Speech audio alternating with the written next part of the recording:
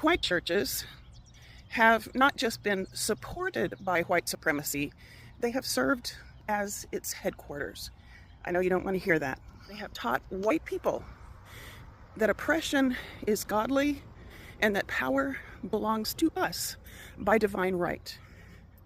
After the civil rights movement, powerful white people, men, saw that their grip was slipping.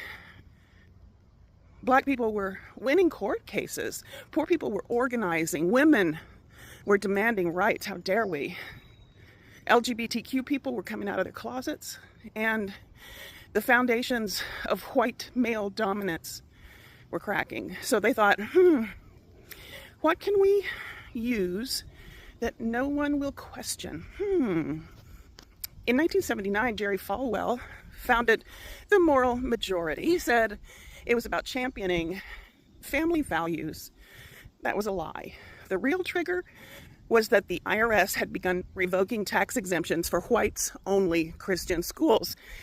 Those whites-only schools were created specifically to avoid integration. Falwell's own school, Liberty Christian Academy, was one of them.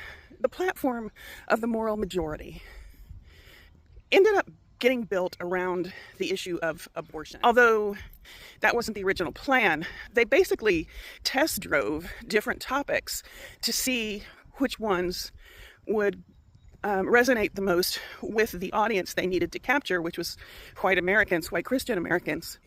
It had everything to do with maintaining the right to discriminate, yet still enjoy government benefits.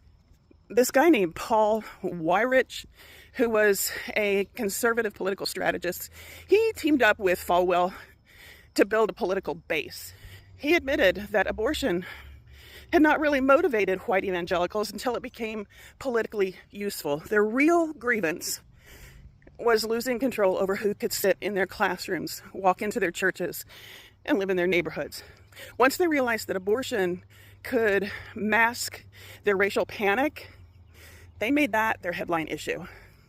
They built a movement that turned pulpits into propaganda platforms. Sunday services became political strategy sessions. That's illegal. You're not supposed to be able to do that at a church if you're getting tax exemption. Ministers told white families that their enemies were not the wealthy elites exploiting their labor.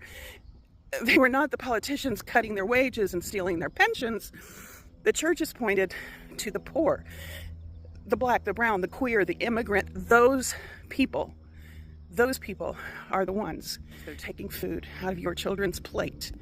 They told white people they were being persecuted every time they were asked to share. And yes, I understand what it means for me to say this out loud. I know what it means to say that the church, something which is so sacred to so many, has been a central engine of the immoral institution of white supremacy. I know this will upset people.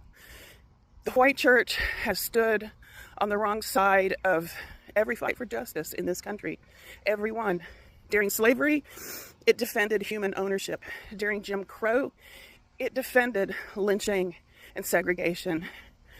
Christian church members attended lynchings and brought their children to steep them in that evil. During the civil rights movement, it defended denying benefits to black people. During the rise of Trump, it defended cruelty in the name of religious liberty, as if Trump has a clue. Some churches resisted, yes.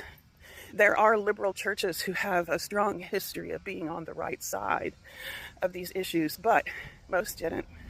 Most chose comfort. Even now, white churches help elect leaders who lie, steal, incite violence. They wage war on education. They call justice wokeness as an insult. They are consuming a message that keeps them at the center with the elite in their minds. They choose white power over compassion, over empathy.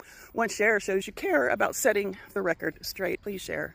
Next time, I am going to talk about how Donald Trump did not hijack this system. He was groomed into it.